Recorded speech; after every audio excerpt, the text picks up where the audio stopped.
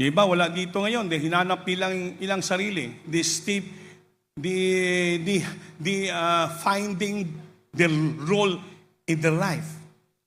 Hindi nila nabayan ng negosyo, ilang trabaho, kaya wala sila. Hindi nila alam, pag inunan nila ang para sa Diyos, nga gibaliwala nila ang para sa buhay nila, inuna nila ang Panginoon, nga tama ang Diyos, ang tama talaga na Panginoon nga ilagay sa puso natin. Inuna natin siya, ang pangako ng Diyos matupad sa ating sarili.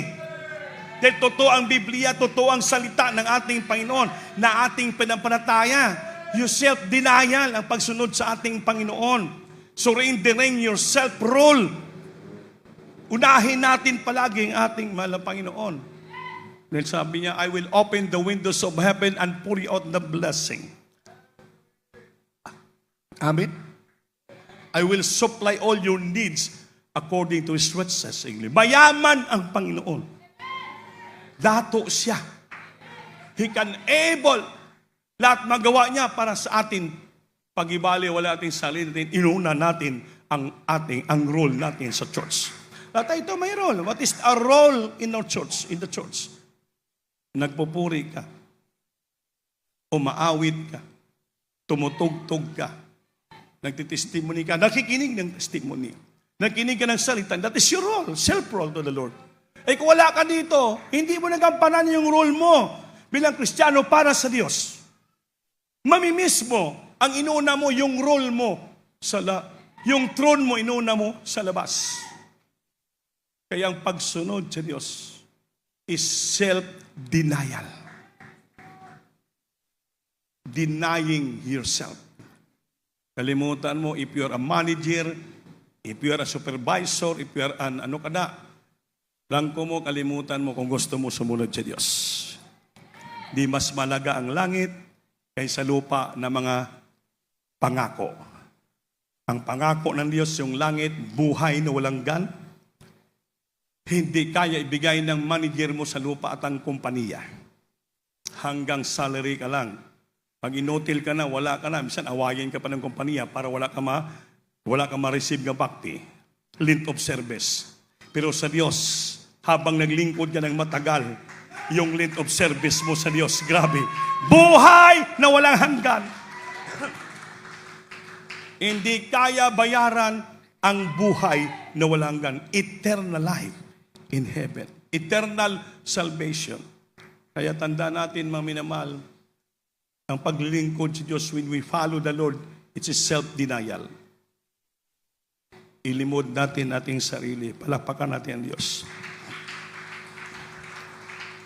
Sabi dito, ask yourself what areas of your life minsan makababag. Hindi mo masunod ang Diyos. Una, finances, career, ambition, relationship. You are still trying to control rather than submitting to Christ. You have to ask yourself. Sabi ito, application. Ask yourself, what areas of your life, finances, career, ambition, relationship, you are still trying to control rather than submitting to Christ. Baka ito yung nag-control sa iyo. Baka ito pa yung nag-control sa iyo, your finances. Kaya nagsispeak up ka, magtrabaho, mag-overtime. Kaya hindi ka makasamba ng Miyerkules. Because your finances, your career, ambition sa buhay, your job, your work, relationship, sa opisina, sa tao, sa labas. Kaya hindi mo sila mabayaan because your relationship, you don't want to be broken. Sabi niya, you're still trying to control rather than submitting to Christ. Diba? Nagpapakontrol ka sa mga bagay na yan rather than submitting to Christ. Tandaan natin yan, mga minamahal. Yun po ang application sa buhay. Ask yourself palagi. Kung ginukontrol mo na ako ng aking trabaho, ginukontrol mo na ako ng finances, ambisyon ko, relasyon ko sa ibang tao, sa opisina. No? You're still trying to control rather than submitting to Christ. Ang pagsunod sa Diyos, walang makapipigil. Walang mga makapigil sa iyo. Yan ang makapigil sa iyo. Your finances, kailan sumikap ka. Your career and ambition, your job, your relationship to the people. Mga minamahal, tandaan po natin yan. Sa pagsunod sa Diyos, walang yan na makapigil sa atin. Mas rather, unahin mo ang Diyos, submitting yourself to Christ first of all. Palakpakan natin ang Diyos. Yung una, yung ito na commitments. Yung commitments. Yung pangako mo. Yung agreement mo sa Diyos. Lord, I will follow you. I love you, Lord. Mahalin kita higit sa aking buhay. That is your commitment. Lord, sambahin kita palagi. Miyerkules, Biyernes, Linggo. That is your commitment. Yan ito nga commitment. Nag-commit ka. Nangako ka, you promise. Kaya yung sabing commitment, yung isang mga taking up your cross. Yan ang cross mo. Yung mga commitment mo na pangako sa Diyos. Hindi yan mababali. Pasanin mo yan, yung mga cross mo, yung pangako mo.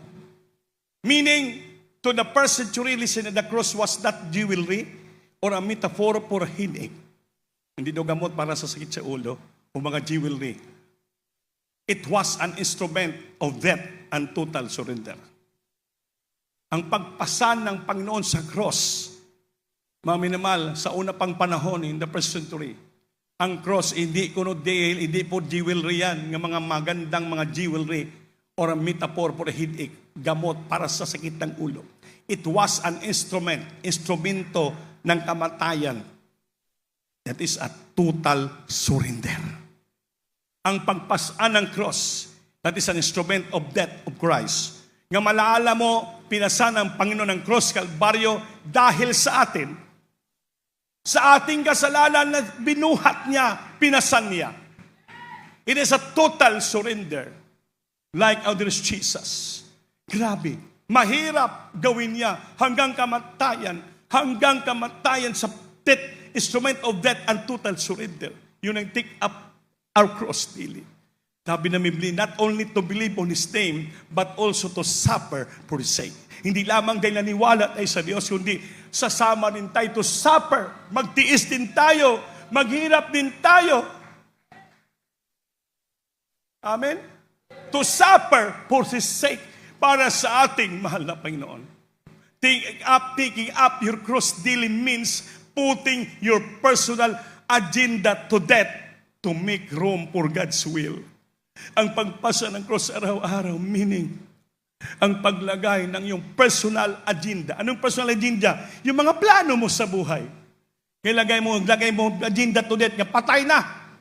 Kalimutan ko muna yung mga plano, mga agenda ko, ilagay ko sa kamatayan. Sa ating Panginoon, to make room for God's will. Upang mabigyan mo ng luna.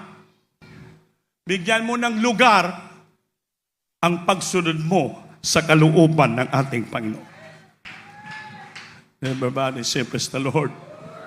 Taking up the cross, meaning putting your personal agenda to death to make room for God's will upang masunod natin ang kalooban ng ating mahal na Panginoon. Kaya kung isabay mo yung plano, agenda, Miyerkules ngayon, may plano ko, may transaksyon. That is your personal agenda. Kung ilagay mo sa kamatayon ni Kristo ang iyong agenda, magagawa ka ng lugar nga para masunod mo ang kalooban ng Diyos. Dito ka sa gawain ng Panginoon. Gigano kagabi sa school, marami ka mga thesis, ginagawa mga assignment. Sa opisina mo, sabi nila, putting your personal agenda to death to make room for God's will. Pamabigyan mo ng lugar ang pagsunod sa kalooban ng Diyos. Kaya kung iisip mo na patay ka na, lahat mong isip patay na, sa Biblia, I am crucified with Christ, nevertheless I live. Kung ako nakasama na napako ni Kristo, hindi na ako nabuhay ngayon. Nevertheless I live, yet not I, hindi na ako. Amen? Yet not I, but Christ liveth in me. Si Kristo nagbuhay sa akin. Amen? That Christ liveth in me. And the faith that I live now, Ang pananampalataya ko na pinamumuhay ngayon, pinamuhay ko ito sa anak ng Diyos, yung nagbigay ng buhay niya at nagmahal sa akin. Ang Kristiyano, dapat kasama ka na napako ni Kristo. I am crucified with Christ, nevertheless I live, yet not I, but Christ liveth in me. And the flesh that I live now, ang aking laman na pinamamuhay ko ngayon, the flesh that I live now, I live in the faith. Pinamuhay ko ito sa pananampalataya sa anak ng Diyos. I live in the faith in the Son of God who loves me and give Himself for me. Na nagmahal sa akin at nagbigay ng kanyang buhay para sa akin. Kaya ang lahat mong personal agenda, lagay mo sa kamatayon upang makabigay ka ng lugar para sa pagsunod sa kalooban ng ating mahal na Panginoon. Mapalakpakan ba natin, Diyos? Application. What does it look like to make this commitment daily? Ano kung nung maging parehas yung lahat natin mga pangako, promises, commitment araw-araw? It involves morning surrender. Pagising mo sa umaga, morning surrender ka. Ano yon? Lumuhod ka at magpuri sa Diyos. Daily obedience, araw-araw kang sumunod sa Panginoon, sa kanyang kalooban. And choosing God's path over worldly comfort. Piliin mo ang pagsunod sa daanan ng Panginoon kaysa mga sanlibutan. Nga aliw, nga makahatag siyo ng aliw o comfort. Kaya hindi mo dapat bigyan ng sanlibutan ng comfort. Hindi mo na ako samba, punta muna ako sa Aldahilayan, punta muna ako sa plaza, punta muna ako sa beds para maaliw naman ako, makomfort ako, ma-press naman ang isipan ko. Sabi ng Biblia, it involves morning surrender. From morning, surrender mo na sa Diyos buhay mo. Araw-araw ang pagsunod, daily obedience, wherever you are, wherever you go, and choosing God's path over worldly comfort. Unahin mo ang Diyos. Choosing God's path over worldly comfort. Yun po ang ginatawag na commitment natin sa Diyos araw-araw. Mapalagpagan ba natin Diyos? Amen? Ang utos niya, the command is walking in His footstep. Utos ng Diyos. Lumakad tayo sa mga yapak ng ating Panginoon. Walking in His footstep. The command is, ang utos ng Diyos is, lumakad tayo sa kanyang mga yapak. Walking in His footstep. Ano yung footstep? Yung mga ginagawa ng Diyos. Yan ang sundin natin. Meaning, the following Jesus requires walking exactly where He walked. Ang meaning, ang pagsunod sa Panginoon, kinailangan lumakad tayo ng tama sa kanyang nilalakaran, which includes serving and evangelize. Includes kasama ang paglingkod sa Diyos at ipalakihin. Mahalin ating kaaway at iunahin natin ang kaharian ng Diyos, lahat higit sa lahat. Amen ba? Following Jesus requires walking exactly where we walk, where He walked, which includes serving and marginalize, loving your enemies. Kahit kaaway mo pala, mahalin mo pa rin, kasama po yun. I-marginalize natin.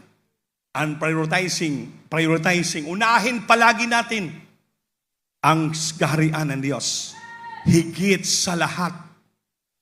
Prioritizing God's kingdom above all is. Wala nang pinakahigit na unahin natin kundi ang kaharian ng Diyos. Amen ba?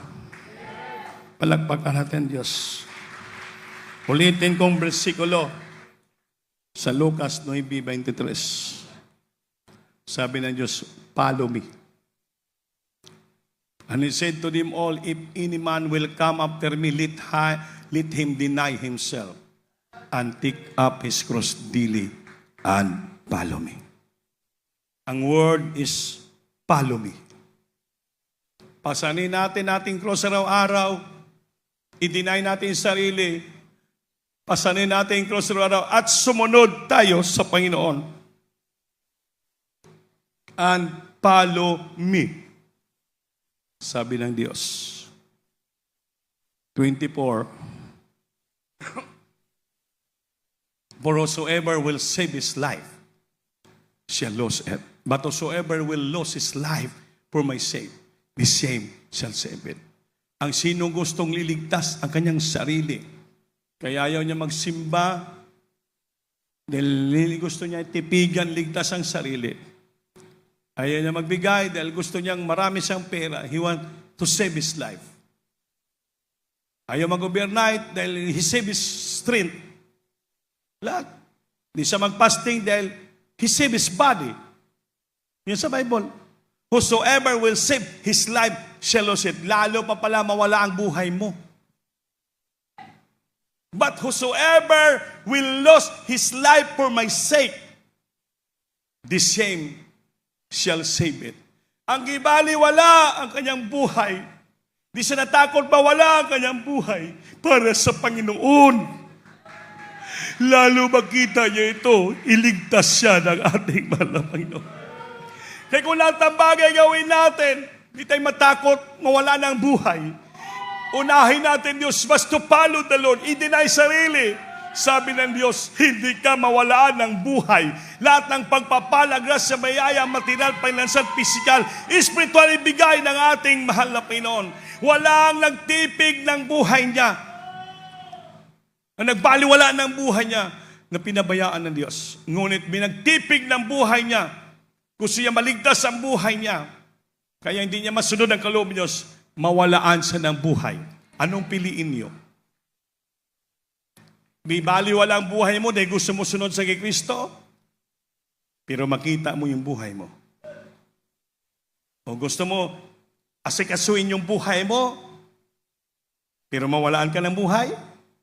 Dahil bakit? Yung ating buhay, nagmumula sa Diyos. Siya nagbigay ng ating buhay. Sabi niya, I am the resurrection and the life. He that believeth in me will never die. Even when he dies, he shall live.